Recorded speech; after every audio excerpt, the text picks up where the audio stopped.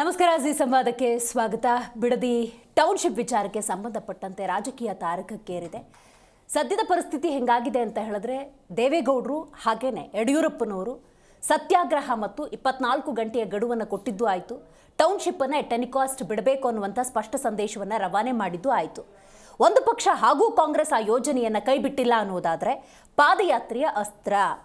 BJP ಮತ್ತು JDS ಇದೇ ಪಾದಯಾತ್ರೆಯ ಅಸ್ತ್ರವನ್ನು ಪ್ರಯೋಗ ಮಾಡಿ ಮೂಡಾ ಪ್ರಕರಣಕ್ಕೆ ಸಂಬಂಧಪಟ್ಟಂತೆ ಒಂದು ಹಂತದ ಯಶಸ್ಸನ್ನು ಪಡೆದುಕೊಂಡಿದ್ರು. ಇದೀಗ ಮಗದೊಮ್ಮೆ ಪಾದಯಾತ್ರೆಯ ಅಸ್ತ್ರವನ್ನು ಪ್ರಯೋಗ ಮಾಡಿರುವುದರಿಂದಾಗಿ ಯಾವ ರೀತಿ ಇದು ಸರ್ಕಾರದ ಮೇಲೆ ಪರಿಣಾಮ ಬೀರಬಹುದು ಅನ್ನೋದು ಒಂದು ಆಯಾಮ ಆಗಿದ್ರೆ, ಪಾದಯಾತ್ರೆ ವಿಚಾರವನ್ನು ಬಿಜೆಪಿ ಪ್ರಸ್ತಾಪ ಮಾಡಿದರೂ ಕೂಡ ಇಲ್ಲಿ ಜೆಡಿಎಸ್ ಪಾದಯಾತ್ರೆಯ ದಿನಾಂಕವನ್ನು ಬಿಜೆಪಿಗೂ ಪೂರ್ವದಲ್ಲೇ ಹೇಳಿರೋದು ಯಾವ ಸಂದೇಶವನ್ನು ರವಾನೆ ಮಾಡ್ತಾ ಇದೆ? ಬಿಜೆಪಿ ಮತ್ತು ಜೆಡಿಎಸ್ನ ನಡುವೆ ಆ ಸಮನ್ವಯತೆ ಇಲ್ವಾ? ಒಂದು ಪಕ್ಷ ಸಮನ್ವಯತೆ ಇತ್ತು ಅನ್ನೋದೇ ಆಗಿದ್ದಿದ್ರೆ ಕುಂತು ಮಾತಾಡಿ ಒಂದು ನಿರ್ಧಾರಕ್ಕೆ ಬರ್ಬೋದಾಗಿತ್ತು. ಅದಕ್ಕೂ ಪೂರ್ವದಲ್ಲೇ ಪಾದಯಾತ್ರೆಯ ದಿನಾಂಕವನ್ನು ಘೋಷಣೆ ಜೆಡಿಎಸ್ ಮಾಡುತ್ತೆ ಅನ್ನೋದಾದರೆ ಇದು ಯಾವ ಅರ್ಥದಲ್ಲಿ ಅನ್ನೋದನ್ನೇ ಡೀಟೇಲಾಗಿ ಚರ್ಚೆ ಮಾಡಬೇಕಾಗಿದೆ. ನಾನು ದಿವ್ಯಶ್ರೀ.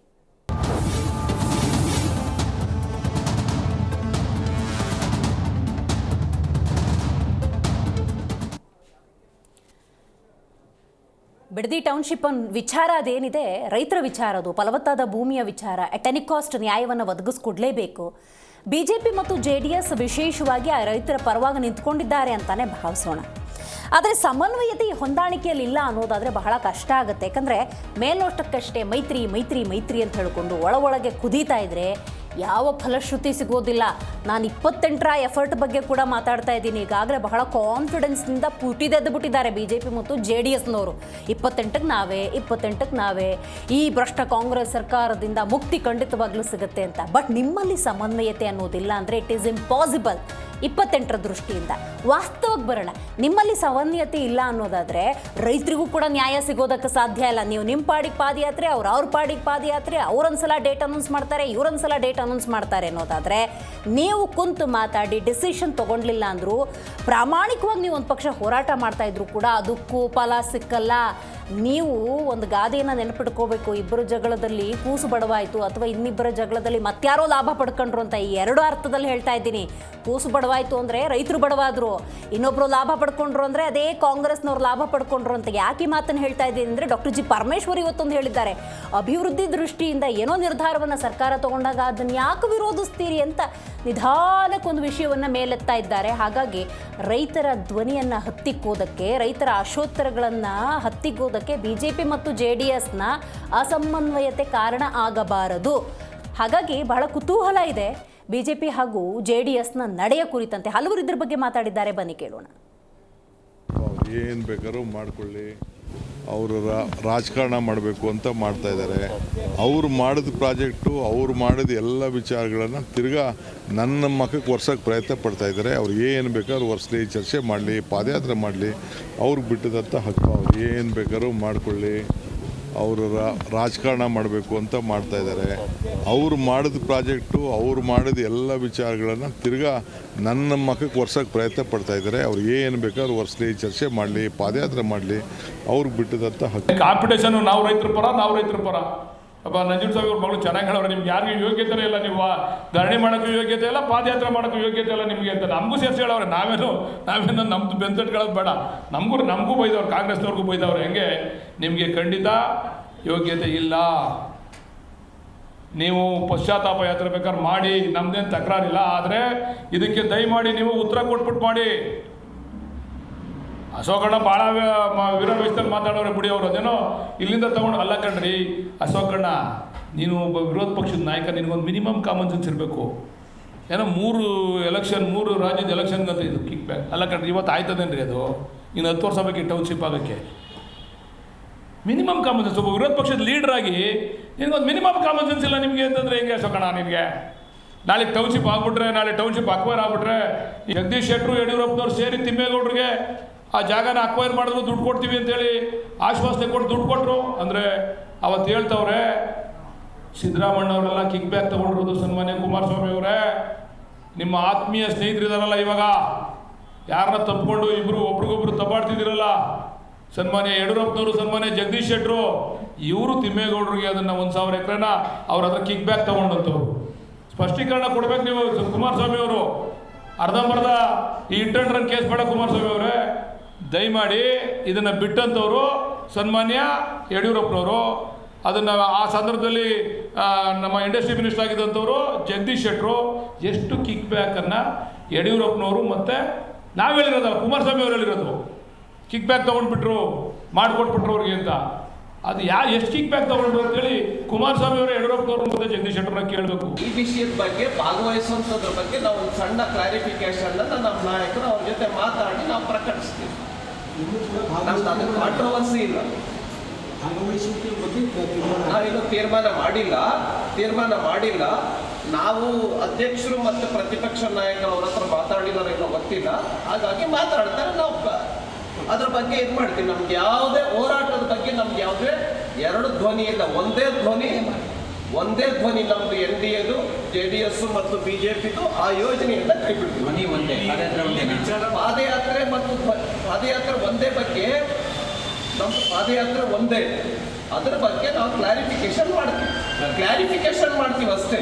ಇತ್ತೀಚೆಗಷ್ಟೇ ರಾಜ್ಯಾಧ್ಯಕ್ಷರು ಇಬ್ಬರು ಧ್ವನಿಯೂ ಒಂದೇ, ಬೇಡಿಕೆಯೂ ಕೂಡ ಒಂದೇ, ಗುರಿಯೂ ಕೂಡ ಒಂದೇ. ಈ ಸರ್ಕಾರವನ್ನ ಮನೆಗೆ ಕಳಿಸ್ಬೇಕು. ಗುರಿಯೂ ಕೂಡ ಒಂದೇ, ಹೋರಾಟವೂ ಕೂಡ ಒಂದೇ, ಕರ್ನಾಟಕ ರಾಜ್ಯ ಒಂದೇ.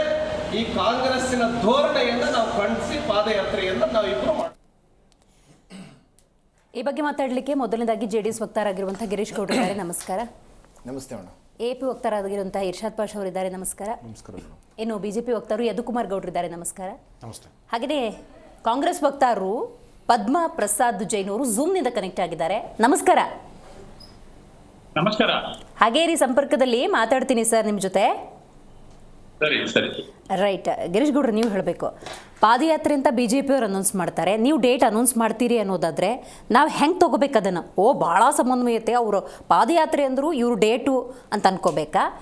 ಸಮನ್ವಯತೆಯೇ ಇಲ್ಲ, ಅದಕ್ಕೆ ಅವರೊಂದ್ಸತಿ ಇವರೊಂದ್ಸತಿ ಹೇಳ್ಕೊಂಡ್ರು ಅಂತ ಅನ್ಕೋಬೇಕಾ? ಮೊದಲಿಗೆ ಮಾಜಿ ಪ್ರಧಾನಿಗಳಾದಂತಹ ದೇವೇಗೌಡರವರ ಪತ್ನಿಯವರು ಇವತ್ತು ನಮಗೆ ಇವತ್ತು ನಾವು ಕಳ್ಕೊಂಡಿದ್ದೀವಿ. ನಾವು JDS ಪಕ್ಷದಿಂದ ವೈಯಕ್ತಿಕವಾಗಿ ಅವರಿಗೆ ಒಂದು ಶ್ರದ್ಧಾಂಜಲಿ ನಾನು ಸಲ್ಲಿಸ್ತಾ ಇದ್ದೀನಿ. ನೀವು ಹೇಳಿದ್ರ BJP ಮತ್ತು JDS ನಡುವೆ ಸಮನ್ವಯತೆ ಇಲ್ವಾ ಅಂತ? ಖಂಡಿತ ಇದೆ, ಸಮನ್ವಯತೆ ಇದೆ. ಈ ಹೋರಾಟ ಅಂತ ಸಂದರ್ಭದಲ್ಲಿ, ರೈತರು ಹೋರಾಟ ಅಂತ ಸಂದರ್ಭದಲ್ಲಿ ಈಗ ನಾವು JDSನವರು ಜುಲೈ 30, 31, ಆಗಸ್ಟ್ 1ನೇ ತಾರೀಕು ನಾವು ಡೇಟ್ ಫಿಕ್ಸ್ ಮಾಡಿದ್ದೀವಿ. BJP ಅವರು ಕೂಡ ಹೋರಾಟಗಳು ಮಾಡ್ತಾ ಇದ್ದಾರೆ. BJP ಅವರು ಕೂಡ ಹೋರಾಟ ಮಾಡುವಾಗ ಅವ್ರ ಜೊತೆನೂ ನಾವು ಕೂಡ ಇರ್ತೀವಿ. ನಾವು ಹೋರಾಟ ಮಾಡುವಾಗಲೂ ಕೂಡ ಅವರು ಕೂಡ ನಮ್ಮ ಜೊತೆ ಇರ್ತಾರೆ. ಇದಕ್ಕೆ ಸಂಬಂಧಪಟ್ಟಂಗೆ BJPಯ ರವಿಕುಮಾರ್ MLC ಅವರು ಇರ್ಬೋದು, ಅನೇಕ BJPಯ ನಾಯಕರುಗಳು ಹೇಳಿದ್ದಾರೆ. ಇದರೊಳಗೆ ಭಿನ್ನಾಭಿಪ್ರಾಯ ಮತ್ತೊಂದು ಮಗದೊಂದೇನಿಲ್ಲ.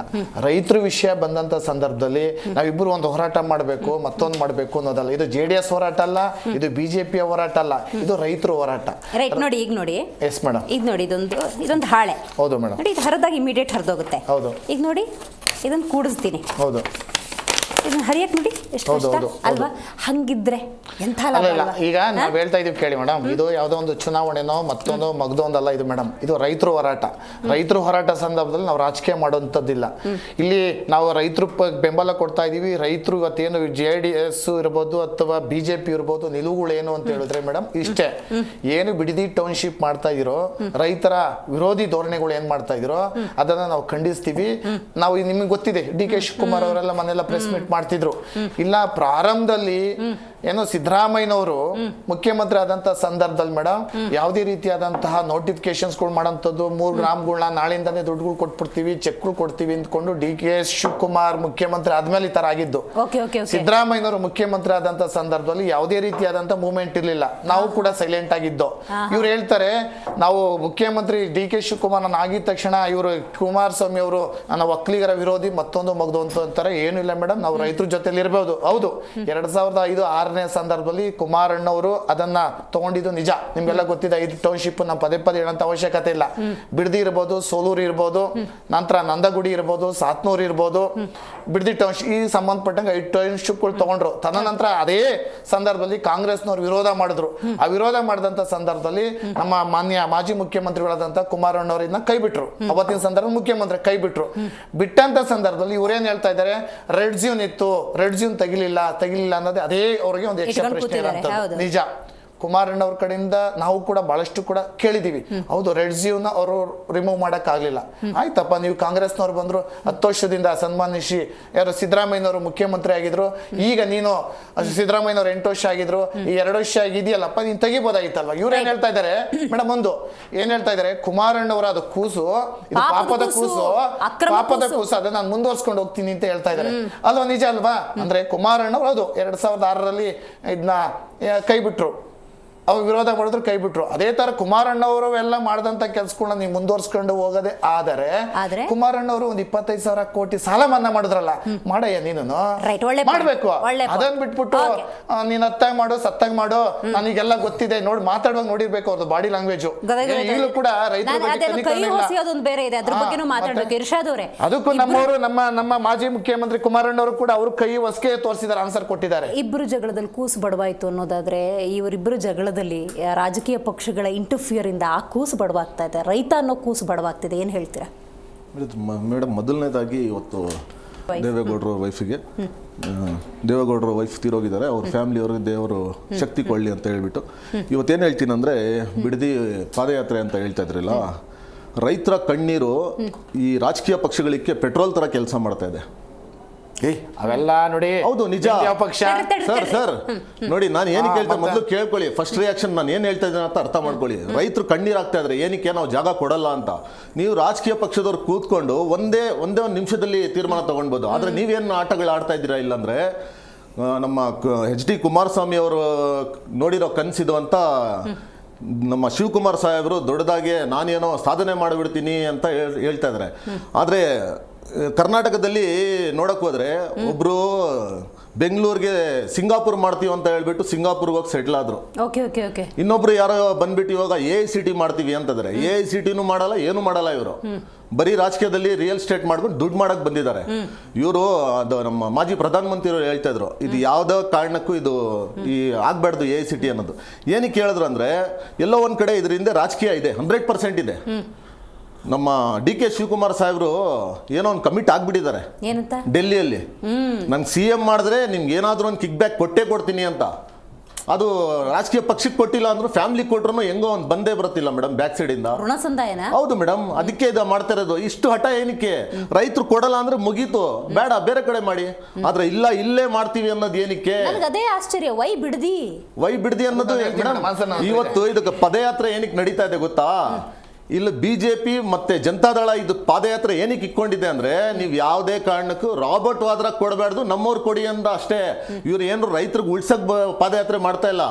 ರೈತರು ಜಮೀನ್ ಕೊಡಲ್ಲ ಅಂದ್ರೆ ಪಾಪ ರೈತರ ಪಾದಯಾತ್ರೆ ಮಾಡ್ತಾರೆ, ಇವ್ರು ಸಪೋರ್ಟ್ ಕೊಡಬೇಕಾಗಿತ್ತು. ಆದ್ರೆ ಇವ್ರು ಮಾಡ್ತಾ ಇರೋದು ರಾಜಕೀಯ ಇದು.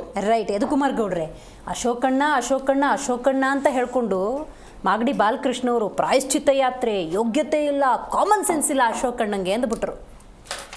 ಮೊದಲನೇದಾಗಿ ಕರ್ನಾಟಕದ ಕೀರ್ತಿ ಪತಾಕೆಯನ್ನು ದೆಹಲಿಯಲ್ಲಿ ತ್ರಿವರ್ಣ ಧ್ವಜದ ಆರಿಸುವ ಮೂಲಕ ಮಾಜಿ ಪ್ರಧಾನಿಗಳಾದಂಥ ಶ್ರೀ ದೇವೇಗೌಡರ ಧರ್ಮಪತ್ನಿಯಾದಂಥ ಶ್ರೀ ಚೆನ್ನಮ್ಮಾಜಿ ಅವರು ಇನ್ನು ನಮ್ಮನ್ನು ಆಗಲಿದ್ದಾರೆ. ಭಾರತೀಯ ಜನತಾ ಪಾರ್ಟಿಯ ಒಬ್ಬ ಕಾರ್ಯಕರ್ತನಾಗಿ, ಒಬ್ಬ ಸಾಮಾನ್ಯ ಕಾರ್ಯಕರ್ತನಾಗಿ ಆ ಮಹಾತಾಯಿಗೆ ನಮ್ಮೆಲ್ಲರ ಪರವಾಗಿ ಶ್ರದ್ಧಾಂಜಲಿ ಅರ್ಪಿಸಕ್ಕೆ ಬಯಸ್ತೇನೆ. ಮೊದಲನೇದಾಗಿ ಆ ನೋವನ್ನು ಮರೆಯುವಂತಕ್ಕೆ ಆ ಕುಟುಂಬಕ್ಕೆ ದೇವ್ರ ಶಕ್ತಿ ಕೊಡಲಿ ಅಂತ ಕೇಳ್ಕೊತೀನಿ. ಈಗ ಬಿಡದಿ ವಿಷಯಕ್ಕೆ ಬರಬೇಕಾದ್ರೆ, ಈಗ ತಾವು ಕೇಳ್ತಾ ಇದ್ರಿ, ಇವರು ಮಾಗಡಿ ಬಾಲಕೃಷ್ಣ ಅಲ್ಲಿನ ಜನಪ್ರತಿನಿಧಿ ಕೇಳ್ತಾ ಇದ್ರು ಏನಂತಾರೆ ಕಾಮನ್ ಸೆನ್ಸ್ ಅಂತ. ನಾನು ಅದೇ ಬಾಲಕೃಷ್ಣ ಅವ್ರು ಕೇಳ್ತೀನಿ, what common sense you have?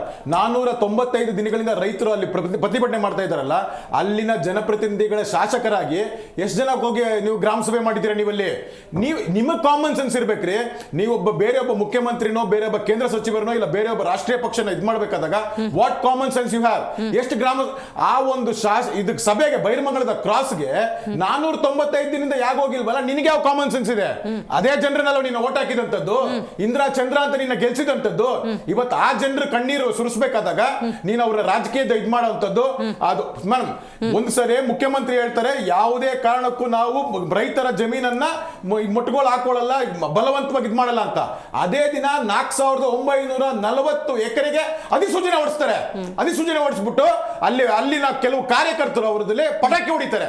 ಒಬ್ಬ ರೈತರು ತನ್ನ ಜೀವ ಏನಂತಾರೆ ಭೂಮಿಗೆ ಮತ್ತೆ ಜೀವನಕ್ಕೆ ಒಂದು ಆಸರೆ ಆಗಿರುವಂತ ಭೂಮಿನ ಕಳ್ಕೋಬೇಕಾದಾಗ ಯಾರು ಪಟಾಕಿ ಹೊಡಿತಾರೆ ಮೇಡಮ್ ಅಲ್ಲಿ. ಇದು ಇವರ ಒಂದು ಮಾನಸಿಕತೆ, ಇದು ಇವರದ್ದು ಮಾನಸಿಕತೆ. ನಾ ಕೇಳ್ತಾ ಇರುವಂತದ್ದು ಯಾವ ಮಾನಸಿಕತೆ ನಿಮ್ದು ಅಂತ ಹೇಳ್ಬೇಕಾಗತ್ತೆ. ನೀವು ಯಾರ ಅನ್ನದಾತರು ತಮ್ಮ ಭೂಮಿಯನ್ನು ಅವ್ರ ಹಕ್ಕರಿ ಇದು ಮೇಡಮ್. ಇದನ್ನ ಸ್ಪಷ್ಟವಾಗಿ ಹೇಳ್ತಾ ಇದ್ದೀನಿ, ಇಲ್ಲಿ ಯಾವುದೇ ಪಕ್ಷಗಳ ಹೋರಾಟವಿಲ್ಲ. ನಾನು ಸ್ಪಷ್ಟವಾಗಿ ಹೇಳ್ತಾ ಇದ್ದೀನಿ, JDS ಪಕ್ಷದ್ದು ಇಲ್ಲ, ನಮ್ಮ ಬಿಜೆಪಿ ಪಕ್ಷದ್ದು ಇಲ್ಲ. ಅಲ್ಲಿ ರೈತರ ಹೋರಾಟ, ರೈತರ ಹೋರಾಟಕ್ಕೆ ನಮ್ಮ ಬೆಂಬಲ, ಅನ್ನದಾತನ ಹೋರಾಟಕ್ಕೆ ನಮ್ಮ ಬೆಂಬಲ. ಅದು ಬಿಟ್ಟು ಇಲ್ಲಿ ನಾನ್ ಕ್ರೆಡಿಟ್ ತಗೊಳ್ಳೋದು, ನನ್ನ ಹೆಜ್ಜೆ ಮುಂದೆ ನಿನ್ನದ್ದೇ ಮುಂದೆ ಅನ್ನೋದು ಯಾವುದೂ ಇಲ್ಲ. No credit wars. ಯಾಕೆಂದ್ರೆ ಮೇಡಮ್, ಇದು ರೈತ ಬದುಕಿದ್ರೆ ಸಮಾಜ ಬದುಕುತ್ತೆ, ಸಮಾಜ ಬದುಕಿದ್ರೆ ರಾಜಕೀಯ ಪಕ್ಷಗಳು ಇದು ಮಾಡ್ಬೋದು. ಇವತ್ತು ರೈತ ಮಳೆ ಬರದೆ ಕಂಗಾಲಾಗಿ ಬರಗಾಲ ಬಂದು ಹಿಂದಿರ್ಬೇಕಾದಾಗ ಇವರು ರೈತರ ಬರಗಾಲವನ್ನ ತೀರ್ಸೋ ಬದಲು ಇವರ ಜೇಬಿನ ಬರಗಾಲವನ್ನ ತೀರಿಸ್ತಾ ಇದ್ದಾರೆ ಇವತ್ತು. ನೋ ಕ್ರೆಡಿಟ್ ವಾರ್ ಅಂದ್ರಲ್ಲ ನೀವು. ಹಾಗಾದ್ರೆ ಕುಂತು ಮಾತಾಡಿ ಪಾದಯಾತ್ರೆ ಅಂತ ಹೆಂಗು ನೀವು ಹೇಳ್ಕೊಂಡಿದ್ರಿ. ಯಾವತ್ ಮಾಡೋಣ ಏನು ಎತ್ತಂತ ಡಿಸೈಡ್ ಮಾಡಿ ಅನೌನ್ಸ್ ಮಾಡಬಹುದಿತ್ತಲ್ಲ ಜೊತೆಗೆ. ಮೇಡಮ್, ಇದು ಹೋರಾಟ ಇವೇನೋ JDS ಅವರು ಸೂಚನೆ ಅಂದ್ರೆ ನಿರ್ಧಾರ ಮಾಡಿದ್ರು. ಇವತ್ತು ಹೋರಾಟ ನಾವು 495 ಒಂದೂವರೆ ವರ್ಷಗಳಿಂದ ಕಾಲ ಬಂದಿರುವಂತದ್ದು. ಯಾರೋ ರಾಜಕೀಯ ಪಕ್ಷದವರಾಗಿ ಶುರು ಮಾಡಿದಲ್ಲ, ಇದು ರೈತ ಹೋರಾಟ. ಅವರ ಹೋರಾಟಕ್ಕೆ ನಮ್ಮ ಬೆಂಬಲ. ನಿಮ್ಮ ಹೋರಾಟ ಏನಿದೆ, ನಾವು ಒಂದು ರಾಜಕೀಯ ಪ್ರತಿನಿಧಿಯಾಗಿ ನೆಲ ಜಲ ಭಾಷೆ ರೈತರ ಬಳಿಬೇಕಾದಾಗ ಯಾವುದೇ ರಾಜಕೀಯ ಪಕ್ಷ ಆಗ್ಬೋದು, ಅದಕ್ಕೆ ಮಿಡಿದೇ ಹೋದ್ರೆ ಆ ಸರ್ಕಾರ ಪತನ. ರೈಟ್. ಪದ್ಮಪ್ರಸಾದ್ ಅವರೇ, ನೀವು ಹೇಳಬೇಕು. ಮಾಜಿ ಪ್ರಧಾನಿ ದೇವೇಗೌಡರು ಸತ್ಯಾಗ್ರಹದ ಎಚ್ಚರಿಕೆಯನ್ನು ಒಂದು ಕಡೆ ಕೊಟ್ಟಿದ್ರೆ, BS ಯಡಿಯೂರಪ್ಪನವರು 24 ಗಂಟೆಗಳ ಗಡುವನ್ನು ಕೂಡ ಕೊಟ್ಟಿದ್ರು. ರಾಜಕೀಯವನ್ನು ಪಕ್ಕಕ್ಕಿಟ್ಟರು ಕೂಡ ರೈತರು ಆಕ್ರೋಶ ಭರಿತರಾಗಿದ್ದಾರೆ. ಈಗ ಆ ರೈತರ ಜೊತೆ ರಾಜಕೀಯ ಪಕ್ಷಗಳು ಪ್ರಬಲವಾಗಿ ನಿಂತುಕೊಂಡಿದ್ದಾವೆ. ಬಿಡದಿ ಟೌನ್ಶಿಪ್ ಮುಂದುವರಿಸ್ತೀರಾ ಅಥವಾ ಮೊಟಕುಗೊಳಿಸ್ತೀರಾ? ಮೇಡಮ್ ಕೇಳ್ತಾ ಇದೆಯಲ್ಲ ಸೌಂಡು? Yes madam. ಪ್ರಥಮವಾಗಿ ದೇವೇಗೌಡರ ಧರ್ಮಪತ್ನಿ ಚೆನ್ನಮ್ಮನವರ ಅವರಿಗೆ ನಾವು ಶ್ರದ್ಧಾಂಜಲಿಯನ್ನ ಅರ್ಪಿಸ್ತೇವೆ, ಜನತೆಯ ಪರವಾಗಿ ಹಾಗೂ ಕಾಂಗ್ರೆಸ್ ಪಕ್ಷದ ಪರವಾಗಿ. ಅವರ ಕುಟುಂಬಸ್ಥರಿಗೆ ಆ ನೋವನ್ನು ಸಹಿಸುವ ಶಕ್ತಿ ನೀಡಲಿ ಅಂತ ಭಗವಂತನಲ್ಲಿ ಪ್ರಾರ್ಥನೆ ಕೂಡ ಮಾಡ್ತೀವಿ. ತಾವು ಕೇಳಿದಂತೆ ಬಿಡದಿಯ ವಿಷಯಕ್ಕೆ ಬರ್ಬೇಕಾದ್ರೆ ಮೇಡಮ್, ತಾವಾಗಲೇ ಈ ಮೀಡಿಯಾದಲ್ಲಿ ಹಾಕ್ತಾ ಇದ್ರಿ, ಟಿವಿ ಚಾನೆಲ್ ಅಲ್ಲಿ ಈ ಪ್ರಾರಂಭದಲ್ಲಿ ಇವತ್ತು ಏನು ಪ್ರೆಸ್ ಮೀಟ್ ಇತ್ತು ಬಾಲಕೃಷ್ಣ ಅವರದು, ಅವರ ಸ್ಟೇಟ್ಮೆಂಟ್ ಅನ್ನು ಕೂಡ ಹಾಕ್ತಾ ಇದ್ರಿ, ನೋಡಿದೆ ನಾನು. ಅವರಲ್ಲಿ ಹೇಳ್ತಾರೆ, ಬಹುಶಃ 2006ರಲ್ಲಿ ಕುಮಾರಸ್ವಾಮಿ ಅವ್ರ ಜೊತೆ ಇದ್ರು. ಬಹುಶಃ ಆಗ ಕುಮಾರಸ್ವಾಮಿ ಸರ್ಕಾರ ಇರುವಾಗಲೇ ಇದನ್ನ ಜಾರಿ ತಂದದ್ದು, ಈ ಯೋಜನೆ DLF ಅವರಿಗೆ ಕೊಟ್ಟಿರುವಂತದ್ದು. ಆ ನಂತರ ಯಡಿಯೂರಪ್ಪನವರು 2010ರಲ್ಲಿ DLFಗೆ ಜೊತೆ ಜಾಗತಿಕ ಟೆಂಡರ್ ಮಾಡಿ ಅವ್ರ ಜೊತೆ ಒಪ್ಪಂದ ಮಾಡ್ಕೊಂಡವರು. ಆಮೇಲೆ DLF ರಿಟರ್ನ್ ಕೊಟ್ಟವರು ಹಣವನ್ನ, ಯಾವ್ದೇ ಒಪ್ಪಿಗೆ ಇಲ್ಲದೆ, ಸರ್ಕಾರ ಒಪ್ಪಿಗೆ ಅವರೇ ನೇರ ರಿಟರ್ನ್ ಕೊಟ್ಟವರು. ಹೀಗೆಲ್ಲ ಇರುವಾಗ ಈಗಾಗ್ಲೇ ತಾವೇನ್ ಹೇಳಿದ್ರೆ ನಿಲ್ಲಿಸ್ತೀರಾ ಅನ್ನುವಂಥದ್ದು. ಈ ಯೋಜನೆ ಇಷ್ಟೆಲ್ಲ ಆಗುವಾಗ ನಾವೊಂದು ನೋಡ್ಬೇಕು ಮೇಡಮ್, ಈಗ ರಾಜ್ಯ ಸರ್ಕಾರ ಏನು ಟೌನ್ಶಿಪ್ ಯೋಜನೆಗೆ ಮುಂದುವರೆದಿದಾರಲ್ಲ, ಆದ್ರೆ ರೈತರ ವಿರೋಧ ವ್ಯಕ್ತವಾದಾಗ ಅವರ ಅಭಿಪ್ರಾಯ ಗೌರವವನ್ನ ಕೊಟ್ಟು ಈಗಿನ ಸರ್ಕಾರ ಅಥವಾ DK ಶಿವಕುಮಾರ್ ಮುಖ್ಯಮಂತ್ರಿಗಳಿರ್ಬೋದು 2 ತಿಂಗಳ ಕಾಲಾವಕಾಶ ಕೂಡ ಕೊಟ್ಟಿದ್ದಾರೆ. ಹಾಗೆ ಯೋಜನೆಯ ಸಾಧಕ ಸಮಿತಿ ರಚಿಸುವುದಾಗಿ ಕೂಡ ಹೇಳಿದ್ದಾರೆ. ಬಲವಂತವಾಗಿ ರೈತರ ಜಮೀನನ್ನು ವಶಪಡಿಸಿಕೊಳ್ಳುದಿಲ್ಲ, ಕಿತ್ತುಕೊಳ್ಳುದಿಲ್ಲ ಅನ್ನೋ ಮಾತನ್ನು ಕೂಡ ಬಹಳ ಸ್ಪಷ್ಟವಾಗಿ ಹೇಳಿದ್ದಾರೆ. ಭೂಮಿ ಇಷ್ಟವಿದ್ದವರು ಕೊಡಬಹುದು, ಇಷ್ಟವಿದ್ದವರು ಕೃಷಿಯನ್ನು ಮುಂದುವರಿಸಿಕೊಂಡು ಹೋಗ್ಬೋದು ಅನ್ನೋ ಮಾತನ್ನು ಕೂಡ ಹೇಳಿದ್ದಾರೆ. ಪದ್ಮಪ್ರಸಾದ್ ಅವರೇ, ನನಗೆ ನಿಮ್ಮ ಮಾತಲ್ಲಿ 2 ಪ್ರಶ್ನೆ ಬಂತು, ಕೇಳ್ಬಿಡ್ತೀನಿ. ನೀವು ಝೂಮ್ ಅಲ್ಲಿ ಇರೋದ್ರಿಂದ ಹಂಗೆ ಉತ್ತರ ಕೊಡಿ. ರೈತರ ಭಾವನೆಗಳಿಗೆ ಗೌರವ ಕೊಡೋದು ಅಂದರೆ ಸರ್ವೆ ಕಾರ್ಯಕ್ಕೆ ಅಧಿಕಾರಿಗಳನ್ನು ಕಳಿಸೋದ? ರೈತರ ಭಾವನೆಗಳಿಗೆ ಗೌರವ ಕೊಡೋದು ಅಂತ ಹೇಳಿದ್ರೆ ಅಧಿಸೂಚನೆ ಹೊರಡಿಸೋದ? ಇನ್ನು ಅಕ್ರಮ ಕೂಸು, ಪಾಪದ ಕೂಸು ಅಂತ ಕರೀತಾರಲ್ಲ, ಆ ಕೂಸು ನೀವೇನಾದ್ರು ದತ್ತು ತಗೊಂಡಿದ್ದೀರಾ? ಅದನ್ನ ಹೇಳ್ಬಿಡಿ. ನೋಡಿ, ತಾವು ಪ್ರಶ್ನೆ ಏನಿದೆ ಸರ್ವೆಗೆ ಕಳಿಸುವಂತದ್ದು. ಹೌದು, ಗೌರವ ಕೊಡೋದಾದ್ರೆ ಅಧಿಸೂಚನೆನೂ ಹೊರಡಿಸಲ್ಲ, ಸರ್ವೆಗೂ ಕಳ್ಸಲ್ಲ. ಅಲ್ಲ, ನಾನು ಮಾತಾಡ್ಲಿಕ್ಕೆ ಬಿಡ್ಬೇಕು ಮೇಡಮ್. ನೀವು ಅಲ್ಲ, ಪ್ರಶ್ನೆ ನಿಮ್ಗೆ ಅರ್ಥ ಆಗಿಲ್ಲ ಅಂತ ರಿಪೀಟ್ ಮಾಡಿದೆ. ಅರ್ಥ ಆಗಿಲ್ಲ, ಅರ್ಥ ಆಗಿದೆ, ಅದಕ್ಕೆ ಒಂದೊಂದಾಗಿ ಹೇಳ್ಕೊಂಡ್ ಬರ್ತೀನಲ್ಲ. ಸರಿ, ಅಧಿಸೂಚನೆ ತಗೊಳ್ಳಿ. ಅಧಿಸೂಚನೆ ಈ ಹಿಂದೆ 2 ಅಧಿಸೂಚನೆ ಆಗಿದೆ, ಇದು 3ನೇ ಅಧಿಸೂಚನೆ. ಯಾವುದೇ ಭೂಮಿಯನ್ನು ಇದು ತಗೊಳ್ಳಿ ಕೂಡ ಅಧಿಸೂಚನೆ ಅದೊಂದು ರೊಟೀನ್ ಸರ್ಕಾರದ ಅಧಿಕಾರಿ ಮಟ್ಟದಲ್ಲಿ ನಡೆಯುವಂತ ಒಂದು ಪ್ರಕ್ರಿಯೆ, ಅದನ್ನ ಮಾಡಿರುವಂತದ್ದು. ಅದು ಆಗ್ತಾ ಇರುತ್ತೆ. ಸರ್ವೆ ಏನಾಗುತ್ತೆ, ಸರ್ವೆ ಕೆಲವು ರೈತರು ಅಲ್ಲಿ ಕೊಡ್ಲಿಕ್ಕೆ ಒಪ್ಪಿರ್ತಾರೆ, ಅವರ ಜಾಗನ ಸರ್ವೆ ಮಾಡ್ಲಿಕ್ಕೆ ಹೋಗಿರ್ತಾರೆ. ಸರಿ ಆಯ್ತು, ಆ ಸರ್ವೆಗೆ ಹೋದಾಗ ವಿರೋಧ ವ್ಯಕ್ತವಾಗಿದೆ. ಆ ವಿರೋಧ ವ್ಯಕ್ತವಾದ ನಂತರ ಈ ಘೋಷಣೆ ಮಾಡಿರುವಂತದ್ದು ಮುಖ್ಯಮಂತ್ರಿಗಳು. ಈ ಘೋಷಣೆ ನಂತರ ಮಾಡಿರುವಂತದ್ದು. ಇಲ್ಲಿ ನಾವು ರೈತರನ್ನು ರಾಜಕೀಯ ದಾಳವಾಗಿ ಬಳಸಬೇಡಿ. ಏನೇನು ಹೇಳಿದ್ರು ಕೇಳಲ್ಲ ನಾವು. ದಳದವರಿಗೆ ಏನಾಗಿದೆ, ಒಂದು ರೀತಿಯ ನಾಟಕ ಮಾಡ್ತಿದ್ದಾರೆ. ಇದು ಇವರ ಪಾದಯಾತ್ರೆ ಅಲ್ಲ ಮೇಡಮ್, ಹೊರಟಿರೋದು ಇದು ಪ್ರಾಯಶ್ಚಿತ ಯಾತ್ರೆ. ಯಾಕಂದ್ರೆ ಮೊನ್ನೆ ತಾನೇ MLC ಚುನಾವಣೆಯಲ್ಲಿ ಸೋತ್ರಲ್ಲ, ಅಡ್ಡ ಮತದಾನ ಆಗಿದೆಲ್ಲ, ಅದನ್ನ ಡೈವರ್ಟ್ ಮಾಡ್ಲಿಕ್ಕೆ, ಆ ವಿಷಯನ ಡೈವರ್ಟ್ ಮಾಡ್ಲಿಕ್ಕೆ ಮಾಡಬೇಕು ಅಂತ ಇದೆ.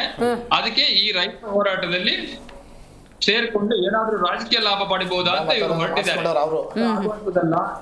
ಈಗ ತಾವು ಒಂದು ಪ್ರಶ್ನೆ ಕೇಳಿ ಮೇಡಮ್, ಅಲ್ಲಿ ಇದ್ದಾರಲ್ಲ ಈಗ 2 ರಾಜಕೀಯ ಪಕ್ಷದವರು, ಅವರು ಅಧಿಕಾರದಲ್ಲಿದ್ದಾಗ ಈ ಯೋಜನೆ ಬೇಡ ಅನ್ನೋದನ್ನ ನಿರ್ಣಯ ಮಾಡಿಬಿಟ್ಟಿದ್ರೆ ಆಗ್ತಾನೆ ಇರ್ಲಿಲ್ಲ. ಆಯ್ತು, ಅದೇ ಪ್ರಶ್ನೆ ಕೇಳ್ತೀನಿ ಸರ್, ಹಂಗೆ ಸಂಪರ್ಕದಲ್ಲಿರಿ. ನೈಸ್, ಒಳ್ಳೆ ಪಾಯಿಂಟ್ ರೈಸ್ ಮಾಡಿದ್ದೀರಾ ನೀವು. ಹಂಗೇರಿ ಸರ್ ಸಂಪರ್ಕದಲ್ಲಿ, ಝೂಮ್ ಅಲ್ಲಿ ಇರೋದ್ರಿಂದ. ಒಂದೇ ಮಾತು ಹೇಳ್ಬಿಡ್ತೀನಿ, ಅಭಿವೃದ್ಧಿಲಿ ಯಲಹಂಕ ಉಪಸಿಟಿ ಆಗಿದೆ, ಈ ಹಿಂದೆ ಎಲೆಕ್ಟ್ರಾನಿಕ್ ಸಿಟಿ ಆಗಿದೆ, ವೈಟ್ ಫೀಲ್ಡ್ ಆಗಿದೆ, ತುಮಕೂರು ಹತ್ರ ಕಾರ್ಖಾನೆ ಆಗಿದೆ, ಬಿಡದಿ ಹತ್ರನೇ ಟೊಯೋಟಾ ಕಂಪನಿ ಫ್ಯಾಕ್ಟರಿಗಳಾಗಿದೆ. ಅವಾಗೆಲ್ಲ ರೈತರ ಭೂಮಿ ತಗೊಂಡು ಅಲ್ಲಿ ಅಭಿವೃದ್ಧಿ ಕೆಲಸಗಳು ಆಗುವಂತದ್ದು. ಕೆಲವೊಂದ್ಸಲ ಕೆಲವು ಅಭಿವೃದ್ಧಿ ಕೆಲಸಗಳಿಗೆ ನಾವು ಒಂದು ರೀತಿಯ ತ್ಯಾಗವನ್ನು ಮಾಡ್ಬೇಕಾಗ್ತದೆ. ಬೆಂಗಳೂರಿನ ಮೇಲೆ right, got it sir, I got it. ಸಮಯ ಬಹಳ ಕಮ್ಮಿ ಇದೆ ಇವತ್ತು, ಕ್ರಿಸ್ಪ್ ಆಗಿ ಮಾತಾಡ್ಬೇಕಾಗಿದೆ. ಗಿರೀಶ್ ಗೌಡ್ರೆ, ನೀವೇ ಅಧಿಕಾರದಲ್ಲಿದ್ರಿ, ಎಲ್ಲ ಸರಿ ಮಾಡ್ಬಿಟ್ಟಿದ್ರಿ, ಪ್ರಮೇಯನೇ ಬರ್ತಿರ್ಲಿಲ್ಲ. ಈಗ ನಾವು ಪ್ರಾರಂಭದಿಂದನೂ ಕೂಡ ಹೇಳಿದೀವಿ, ಸನ್ಮಾನ್ಯ ಶ್ರೀ ಕುಮಾರಸ್ವಾಮಿ ಅವರು ಕೂಡ ಮೊನ್ನೆ ದಿವಸ ಪ್ರೆಸ್ ಮೀಟ್ ಕೂಡ ಮಾಡಿದ್ದಾರೆ. ಹೌದು, 2006 ನಾನು ಮಾಡಿದ್ದು ನಿಜ. ತದನಂತರ ಅದನ್ನ ಕಾಂಗ್ರೆಸ್ನವರು ವಿರೋಧಿಸಿದಂತ ಸಂದರ್ಭದಲ್ಲಿ ನಾನು ಕೈ ಬಿಟ್ಟೆ ಅಂತ ಹೇಳಿದ್ದಾರೆ. ಹೌದು, ನಮ್ಮ ಕಡೆ ತಪ್ಪಾಯ್ತು ಅಂದ್ಕೊಂಡು ನಾವು ಪ್ರಾರಂಭದಿಂದನೂ ಕೂಡ ಹೇಳಿದ್ದೀವಿ. ಹೇಳ್ದಂತ ಸಂದರ್ಭದಲ್ಲಿ ಇನ್ನೊಂದು ಪ್ರಶ್ನೆ ಇದೆ, ನಂಗೆ ಅರ್ಥ ಆಯ್ತು. ಕುಮಾರಸ್ವಾಮಿ ಅವರು ವೈ ಬಿಡದಿ ಒಂದು ಹೇಳ್ತೀನಿ, ಈಗ ಬರ್ತಾ ಇದ್ದೀನಿ ವಿಷಯಕ್ಕೆ. ಸನ್ಮಾನ್ಯ ಶ್ರೀ ಮಾಗಡಿ ಬಾಲಕೃಷ್ಣ ಅವರು ಇವತ್ತು ಯಡಿಯೂರಪ್ಪ ಅವ್ರ ಬಗ್ಗೆ ಮಾತಾಡ್ತಿದ್ರು, ಜಗದೀಶ್ ಶೆಟ್ಟರ್ ಅವ್ರ ಬಗ್ಗೆ ಮಾತಾಡ್ತಿದ್ರು, ಕುಮಾರಣ್ಣನ ಪೌರುಷದ ಬಗ್ಗೆ, ತಾಕತ್ ಬಗ್ಗೆ ಮಾತಾಡ್ತಿದ್ರು. 2006ರಲ್ಲಿ ಅಲ್ಲಿ ಅಧಿಸೂಚನೆ ಅಂದ್ರೆ ಅಲ್ಲಿ ಪ್ರಿಲಿಮಿನರಿ ನೋಟಿಫಿಕೇಶನ್ ಆದಂತ ಸಂದರ್ಭದಲ್ಲಿ ಮೇಡಮ್, ಸರ್ಕಾರಿ ಜಾಗ ಇದ್ದಂಥದ್ದು ಸರ್ 2500 ಎಕರೆ. ಆದ್ರೆ ಇವತ್ತು 2026ರಲ್ಲಿ 800 ಎಕರೆ ಇದೆ. ಹೇಳ್ತೀನಿ ಕೇಳಿ, ಹೇಗೆ ಇದು ಅಂತ ಹೇಳಿದ್ರೆ, ಇಲ್ಲಿ ಏನು 2006ರಿಂದ 2026ವರೆಗೂ ಏನು 20 ವರ್ಷದಲ್ಲಿ ಏನು ನೋಟಿಫಿಕೇಶನ್ ಆಯ್ತು, ಸನ್ಮಾನ್ಯ ಶ್ರೀ ಡಿ ಕೆ ಸುರೇಶ್ ಅವರು ಇರ್ಬೋದು, ರಾಮನಗರ ನಮ್ಮ DK ಶಿವಕುಮಾರ್ ಅವರ ಸಹಚರರು ಇರ್ಬೋದು, ಅಥವಾ ಶಿಷ್ಯಂದಿರು ಇರ್ಬೋದು, SC ಬಾಲಕೃಷ್ಣ ಅವರ ಶಿಷ್ಯಂದಿರು ಇರ್ಬೋದು, ಎಲ್ರಿಗೂ ಕೂಡ ಸರಿಸುಮಾರು 1700 ಎಕರೆ ಏನ್ ಮಾಯ ಆಗಿದೆಯಲ್ಲ, ಅದೆಲ್ಲನೂ ಕೂಡ ಬಗೂರು ಕೊಮ್ಮು ಗೋಮಳ ಜಾಗ ಇವರೆಲ್ಲ ಅಲರ್ಟ್ ಆಗಿರೋಂಥದ್ದು. 2 ಎಕರೆ 3 ಎಕರೆ ಹೇಳ್ತೀನಿ ಕೇಳಿ ಮೇಡಮ್, ನಾವೇನ್ ಮಾಡೋಣ, ಬಡವರು ಲೆಕ್ಕಾಚಾರ. ಇವತ್ತು ಯಾರು ವಿರೋಧಗಳು ಮಾಡ್ತಾ ಇದಾರಲ್ಲ ಇವತ್ತು ಕಾಂಗ್ರೆಸ್ ಅಲ್ಲಿ, ಇಲ್ಲಿ ಯಾರು ಕೂಡ ರೈತರುಗಳು ಹೋರಾಟ ಮಾಡ್ತಿಲ್ಲ. ಇವತ್ತು ನಾವು ರೈತರು 490 ದಿವಸದಿಂದ ನಾವು ಹೋರಾಟ ಮಾಡ್ತಾ ಇದೀವಿ. ಇನ್ನೊಂದು ಹೋರಾಟ ಪ್ರಾರಂಭ ಮಾಡಿದ್ರು, ಅಲ್ಲಿ ಆಪೋಸಿಟ್ ಒಂದು ಶೆಡ್ ಹಾಕಿ ಟೆಂಟ್ ಹಾಕಿ. ಅವ್ರು ಯಾರೆಲ್ಲ ಅಂದ್ರೆ, ತಪ್ಪಾಗ್ತದೆ, ಇಲ್ಲಿ ಎಲ್ಲ ಬ್ರೋಕರ್ಸ್ಗಳು ಯಾರು ಲಾಭ ಪಡ್ಕೊಂಡಿದಾರಲ್ಲ, 2 ಎಕರೆ 3 ಎಕರೆ 4 ಎಕರೆ ಲಾಭ ಪಡ್ಕೊಂಡಿದಾರಲ್ಲ, ಅವರೆಲ್ಲ ಆ ಬ್ರೋಕರ್ಗಳು. ನೀವು ಅರ್ಥ ಮಾಡ್ಕೊಳ್ಳಿ.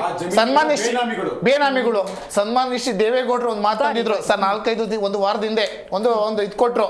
ಇಲ್ಲ, ಇವರು ಡೆಲ್ಲಿಲಿ ಸರ್ಕಾರ ನನ್ಗೆ ಕೈ ಕೊಟ್ಬಿಟ್ರೆ, ಸಿದ್ದರಾಮಯ್ಯ ಇಳಿಸ್ಬಿಟ್ಟು ನನ್ ಕೈ ಕೊಟ್ಬಿಟ್ರೆ ನಿಮ್ಗೆ ಏನ್ ಸಲ್ಲಬೇಕೋ ಡೆಲ್ಲಿ ನಾನು ತಲುಪಿಸ್ತೀನಿ, ಬಿಡದಿ ಪ್ರಾಜೆಕ್ಟ್ ಇಟ್ಕೊಂಡು ಅಂತ ಹೇಳಿದ್ರು. ಒಂದು ಪಕ್ಷ ಏನಾಗಿದೆ ಗೊತ್ತಾ ಮೇಡಮ್, ಇಲ್ಲಿ ಬಿಡದಿ ಪ್ರಾಜೆಕ್ಟ್ ಇವತ್ತೇನಾದ್ರೂ ಕೂಡ ಕೈ ಬಿಟ್ಬಿಟ್ರೆ ಅವ್ರಿಗೆ ದುಡ್ಡು ಸಿಗಲ್ಲ. ಯಾಕೆ ಸಿಗ್ತದೆ ಅಂತ ಹೇಳಿದ್ರೆ, 1700 ಎಕರೆ ಏನಿದೆಯಲ್ಲ ಮೇಡಮ್, ಇಲ್ಲಿ ಇದೇನೋ ಬೇನಾಮಿ ಆಸ್ತಿ ಅಂತ ನಾವೇನ್ ಹೇಳ್ತಾ ಇದೀವಲ್ಲ, ಅಲ್ಲಿ ಕಾರ್ಯಕರ್ತರುಗಳು ಇರ್ಬೋದು, ಬೇರೆ ಇರ್ಬೋದು. 1 ಎಕರೆ 2.25 ಕೋಟಿ 2 ಕೋಟಿ ಅಂದ್ರೆ 17 34 3400 ಕೋಟಿ ಕುಂತಿದೆ. ಇಲ್ಲಿ ಕ್ಯಾನ್ಸಲ್ ಮಾಡಕ್ ಆಗ್ತಿಲ್ಲ, ಉಳಿಸ್ಕೊಳಕ್ಕೂ ಆಗ್ತಿಲ್ಲ. ಎಲ್ರಿಗೂ ಕೂಡ ಗೊತ್ತಿದೆ. ಸಿದ್ದರಾಮಯ್ಯನವರೇನೆ ಮೊನ್ನೆ ನಮಗೆ ಮಾಹಿತಿ ಬಂದಿರೋದು ಕ್ಯಾಕ್ರು ಸುಗ್ದಿದ್ದಾರೆ. ಅಲ್ಲರಿ, ಮೊನ್ನೆ ರೈತರು ಹೋರಾಟ ಮಾಡಿದಂತ ಸಂದರ್ಭದಲ್ಲಿ ಅವ್ರ ಮೇಲೆ FIRಗಳು ಹಾಕಿಸಿದಿರಿ, 2 FIR. ಮಾನ ಮರ್ಯಾದೆ ಇದ್ವಾ, ದೇಶ ನಮ್ಮನ್ನ ನೋಡ್ತಾ ಐತೆ ಅಂತ. ಇವತ್ತು MB ಪಾಟೀಲ್ ಕೈಗಾರಿಕಾ ಸಚಿವರು ಅವ್ರ ಅದ್ರ ಬಗ್ಗೆ ಧ್ವನಿ ಎತ್ತುತ್ತಿಲ್ಲ.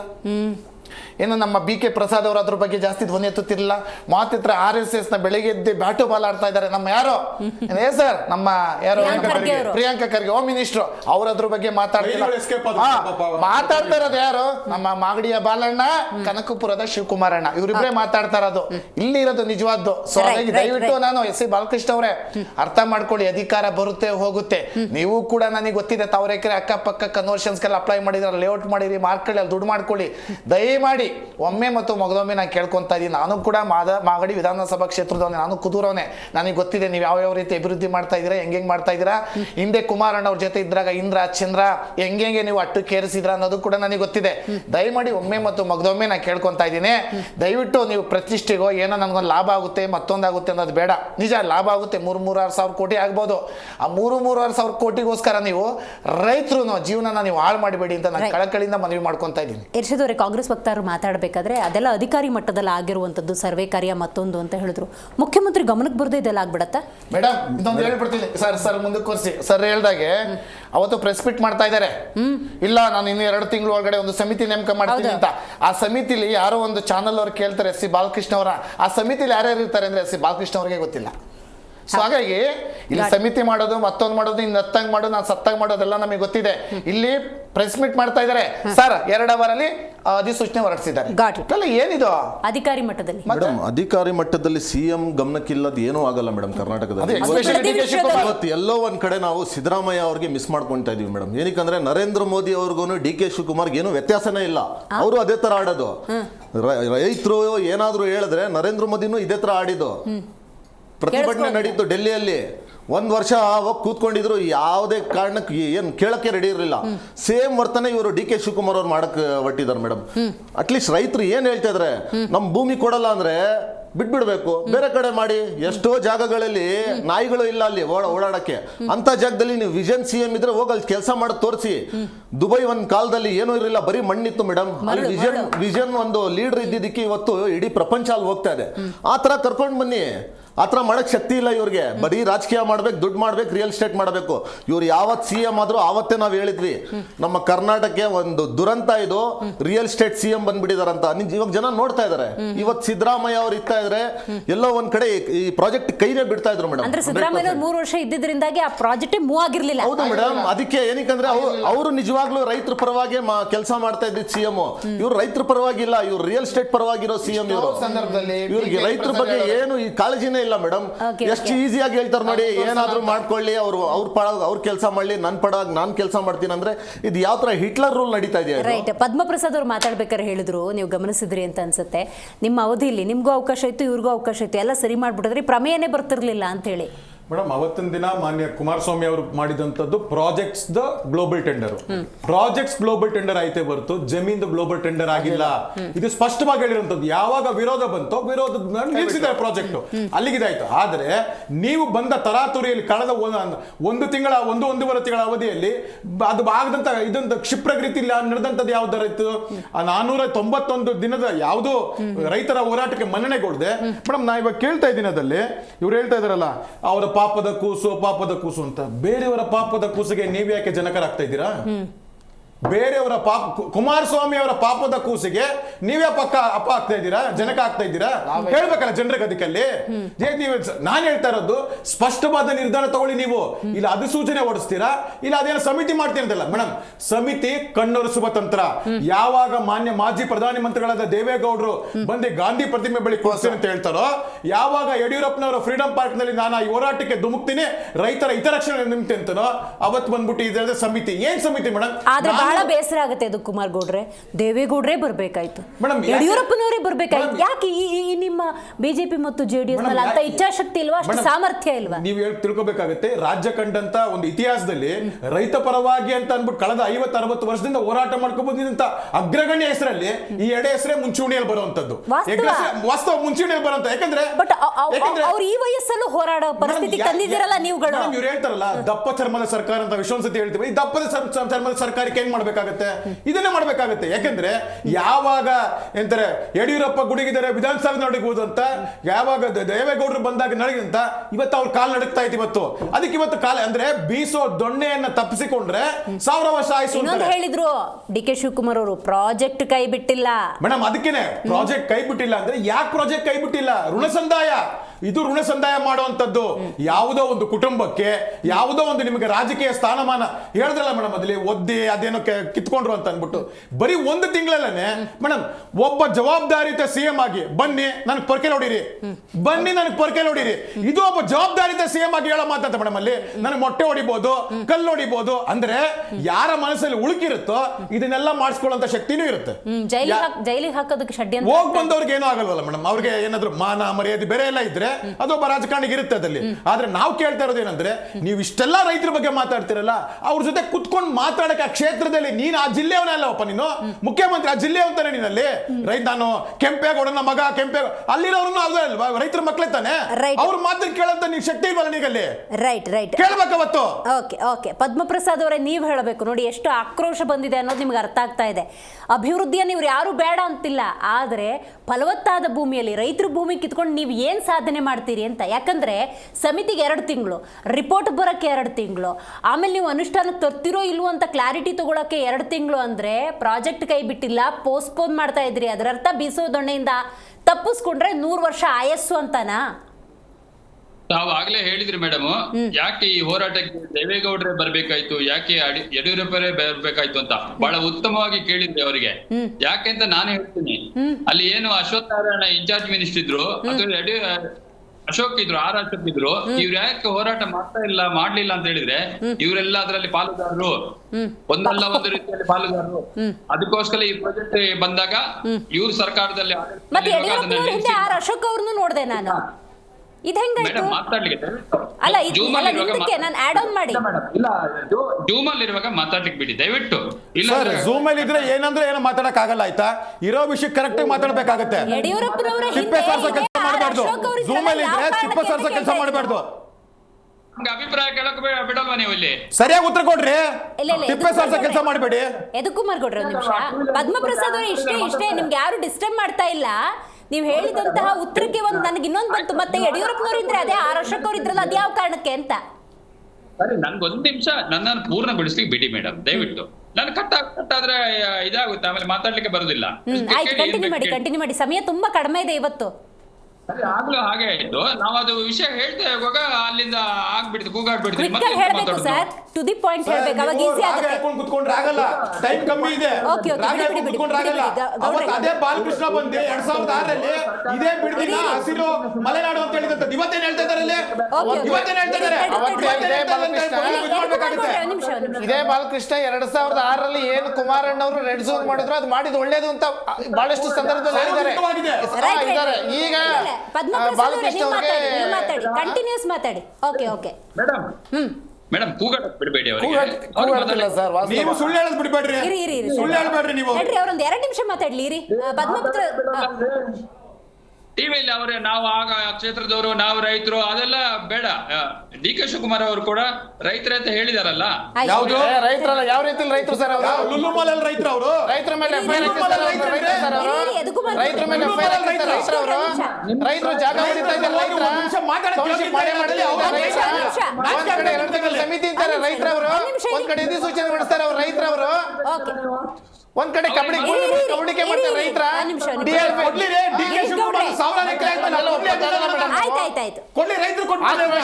ಅವ್ರಿಗೊಂದು 2 ನಿಮಿಷ ಬಗ್ಗೆ ಬೇಡ, ಇಲ್ಲಿ ಯಡಿಯೂರಪ್ಪ ಅವ್ರ ಬಗ್ಗೆ ಮಾತಾಡೋದು ಬಿಡದಿ, ರೈತರ ಬಗ್ಗೆ ಮಾತಾಡ್ಲಿ. ಅವ್ರ ವಿಚಾರದ ಮೇಲೆ ನಾವು ಚರ್ಚೆ ಮಾಡೋಣ. ನಮಗೆ ಬೆಂಕಿ ಎತ್ಕಂತಾಯ್ತು ಹೊಟ್ಟೆಲಿ. ಹೋಗ್ತಾರೆ, ಕಂಟಿನ್ಯೂ ಮಾಡಿ. ನೀವು ಮಾಡೋ ಕೆಲ್ಸಗಳಿಗೆ ರೈಟ್ ಒಂದ್ ಕಡೆ ಹತ್ತಂಗ್ ಮಾಡಿ ಅಂತಾರೆ, ಒಂದ್ ಕಡೆ ಸತ್ತಂಗ್ ಮಾಡಿ ಅಂತಾರೆ. ಮೇಡಮ್ ಯಾರು ಕೇಳ್ತಾರೆ ಮೇಡಮ್? 2 ನಿಮಿಷ ಕೇಳ್ತಾ ಇದೀನಿ ಸರ್. ಕಂಟಿನ್ಯೂ ಮಾಡಿ. ಸರ್, ಮೇಡಮ್ ಅವರ ಸರ್ಕಾರಗಳಿರುವಾಗ ಅವ್ರು ಯಾವುದನ್ನು ಮಾಡಿಲ್ಲ, ಇಂಥ ಕೆಲಸಗಳನ್ನೆಲ್ಲ ಮಾಡಬಹುದಿತ್ತು. ಅದಕ್ಕೋಸ್ಕರ ಈಗ ಪ್ರಾಯಶ್ಚಿತ್ತ ಆಗಿದೆ ಅವ್ರಿಗೆ. ಆ ಪ್ರಾಯಶ್ಚಿತ್ತ ಯಾತ್ರೆಯನ್ನು ಮಾಡ್ತಾ ಇದ್ದಾರೆ. ಅದು ಒಟ್ಟಾಗಿ ಮಾಡ್ತಾ ಇಲ್ಲ. ಇಬ್ಬರು ಬೇರೆ ಬೇರೆಯಾಗಿ ಪ್ರಾಯಶ್ಚಿತ್ತ ಯಾತ್ರೆ ಮಾಡ್ಲಿಕ್ಕೆ ಹೊರಟಿದ್ದಾರೆ. ಅವ್ರು ಪ್ರಾಯಶ್ಚಿತ್ತ ಯಾತ್ರೆ ಮಾಡ್ಕೊಳ್ಳಿ.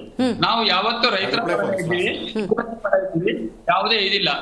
ಡಿ ಕೆ ಶಿವಕುಮಾರ್ ಅವರು ಒಕ್ಕಲಿಗರ ನಾಯಕ ಅಂತ ಹೊರ ಹೊಮ್ತಾ ಇದ್ದಾರೆ. ಅದು ಕೆಲವರಿಗೆ ಹೊಟ್ಟೆ ಉರಿ. ಅಯ್ಯೋ ಸ್ವಾಮಿ ತಡ್ರಿ ಇನ್ನು ತುಂಬಾ ಇದೆ ಅವ್ರ ಮೇಡಮ್, ಮಾತಾಡ್ಬೇಕು. ಈಗ ಇಲ್ಲ ಒಂದ್ ನಿಮಿಷ ನಿಮ್ಗೆ ಅವಕಾಶ ಇದೆ, ಒಂದೇ ನಿಮಿಷ ಇರಿ. ಅದಕ್ಕೋಸ್ಕರ ರೈತರನ್ನ ದಾಳ ಮಾಡ್ಕೊಂಡು ರೈತರ ಹೆಸರಲ್ಲಿ ನಕಲಿ ಹೋರಾಟ ಮಾಡ್ಲಿಕ್ಕೆ ಹೋಗ್ತಿದ್ದಾರೆ. ರಿಯಲ್ ಎಸ್ಟೇಟ್ ದಂಧೆ ಇದೆಲ್ಲ, ಮೊದಲೇ ರಿಯಲ್ ಎಸ್ಟೇಟ್ ಇದರಲ್ಲಿ ಆ ಏರಿಯಾದಲ್ಲಿ ಹೋಗಿ ನೋಡ್ಬೇಕು ನೀವು. ಎಲ್ಲ ರಿಯಲ್ ಎಸ್ಟೇಟ್ ಉದ್ಯಮಿಗಳೇ, ಎಲ್ಲ ನಿಮ್ ಕುಮಾರ ಇವ್ರ ಕಡೆಯವ್ರೆ, ಡಿ ಕೆ ಶಿವಕುಮಾರ್ ಅವ್ರ ಕಡೆಯವ್ರೆ, ಬಾಲಕೃಷ್ಣ ಅವ್ರ ಕಡೆಯವ್ರೇನೆ, ಕಾಂಗ್ರೆಸ್ನವ್ರವ್ರೆ.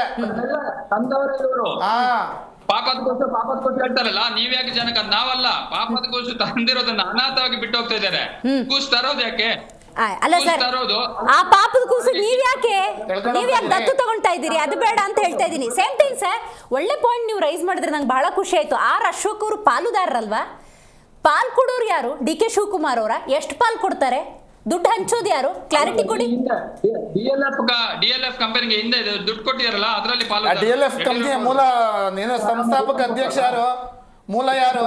ವ್ಯಕ್ತಿ ಯಾರು? DLF ಗೆ ಮತ್ತು ಡಿ ಕೆ ಶಿವಕುಮಾರ್ ಸಂಬಂಧ ಏನು?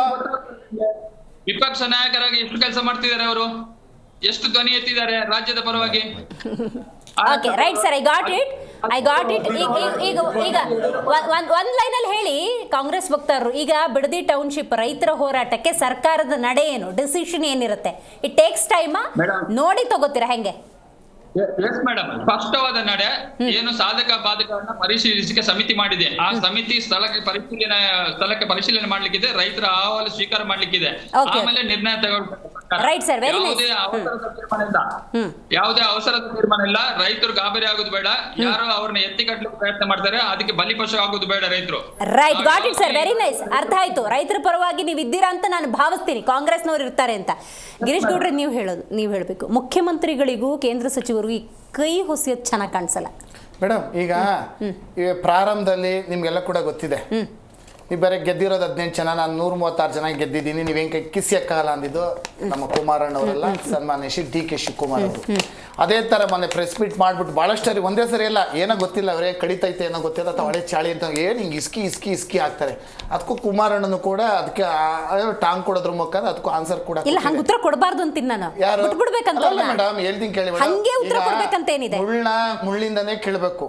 ಇಲ್ಲಿ ನಮ್ಗೆ ಯಾವ್ದೋ ಲಾಭ ಪಡ್ಕೊಬೇಕು, ಮತ್ತೊಂದು ಪಡ್ಕೊಬೇಕು ಅನ್ನೋಂಥದ್ದೇನಿಲ್ಲ. ಇವತ್ತು ನೆನ್ನೆ ಮೊನ್ನೆ ಪಾದಯಾತ್ರೆ ಮಾಡ್ತೀವಿ ಅಂತಲ್ಲ, ನಾವು ಕೂಡ ರೈತರು 490 ದಿವಸ ಏನು ಹೋರಾಟ ಮಾಡಿದ್ರು, ನಾವು ಸದಾ ಕಾಲ 3-4 ತಿಂಗಳಿಂದನೂ ಕೂಡ ಹೋರಾಟಗಳು ಮಾಡ್ಕೊಂಡು ಬರ್ತಲೇ ಇದ್ದೀವಿ.